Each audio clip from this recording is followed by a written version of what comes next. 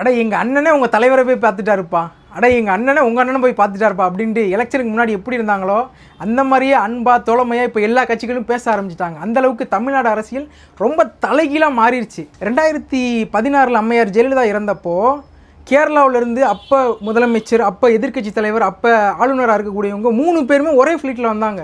அப்போ நம்மளாம் எதிர்பார்த்தோம் இவ்வளோ ஒற்றுமையாக இருக்கிறாங்களே கேரளாவில் அப்படின்ட்டு, நம்ம தமிழ்நாட்டில் எப்போ இப்படி நடக்கும் அப்படின்னு நம்ம எதிர்பார்த்தோம். ஆனால் இப்போ அது நடந்துக்கிட்டு இருக்கு, நம்ம கண்கூடாக பார்க்குறோம். சட்டசபையிலேயும் ஒன்றா இருக்கிறாங்க, வணக்கம் சொல்லிக்கிறாங்க, நேரில் சந்திச்சுக்கிறாங்க. ஒரு ஆரோக்கியமான அரசியலாக இருக்குது. பல்வேறு துறைகளில் நிறைய மாற்றங்கள்லாம் நடக்குங்க. இப்போ அரசியலில் அந்த மாதிரியான மாற்றங்கள் வரும்போது நமக்கு ரொம்ப சந்தோஷமாக இருக்குது. சரி, தமிழ்நாட்டு அரசியல் ரொம்ப ஆரோக்கியமான பாதையில் நகருதோ அப்படின்னு சொல்லி ரொம்ப சந்தோஷமாக இருக்குது. இப்போ வெற்றி பெற்றாங்கல்ல விஜய், அவங்க ஒரு தலைவராக போய் சந்திக்கிறாங்க. சீமான் அவர்களை போய் சந்திச்சிருக்கிறாங்க. முதலமைச்சர், முன்னாள் முதலமைச்சர் திரு மு க ஸ்டாலின் அவர்களை போய் சந்திச்சிருக்கிறாங்க. அப்புறம் அன்புமணி அவர்கள், வைகோ அவர்களை போய் சந்திச்சிருக்கிறாங்க. தமிழ்நாடு அரசியல் முன்னாடிலாம் இப்படி இருந்து நம்ம பார்த்ததே கிடையாது. ஒரு நல்ல விஷயம், திருமணத்துக்கு போவாங்க, ஏதாவது இறப்பு நடந்துட்டு அப்போ போய் சந்திப்பாங்க. ஆனால் இப்போ ரொம்ப ஆச்சரியமாகவே இருக்குது. முன்னாடிலாம் எப்படி இருக்கும்டா, பணபலம் படைச்சவங்க மட்டும்தான் மக்கள் செல்வாக்கை பற்றி அரசியலில் இறங்க முடியும், அரசியலில் வெற்றி பெற முடியும் அப்படின்ற ஒரு நிலைமை இருந்துச்சு.